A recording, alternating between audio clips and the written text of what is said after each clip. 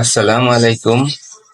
সম্মানিত উপস্থিতি, জিক্রুল্লাহর উপকার অর্থাৎ বেনিফিট অফ রিমেম্বারিং আল্লাহ। জিক্রুল্লাহর ১০০-রও বেশি বেনিফিট আছে, তার মধ্যে সামান্য কিছু আলোচনা করব ইনশাল্লাহ। জিক্রুল্লাহ শয়তানকে দমিয়ে রাখে ও বিতাড়িত করে। জিক্রুল্লাহর মাধ্যমে শয়তান মূল উৎপাটিত হতে পারে। জিক্রুল্লাহর কারণে বান্দার প্রতি আল্লাহ রাজি খুশি হন এবং তাকে ভালোবেসে ফেলে। জিক্রুল্লাহ অন্তর থেকে যাবতীয় দুশ্চিন্তা, হতাশা, বিষণ্ণতা, তার অ্যাংজাইটি, ডিপ্রেশন দূর করে থাকে।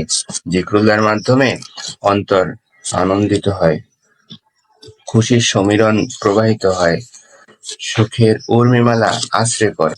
জিক্রুল্লাহর মাধ্যমে হৃদয় ও শরীরের শক্তি সঞ্চারিত হয়।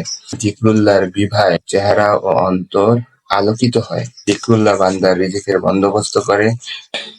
জিকিরকারীকে জিক্রুল্লাহ আত্মসম্মান বোধ, ভক্তি, প্রশান্তি ও প্রাণবন্ততার পোশাক পরিয়ে দেয়।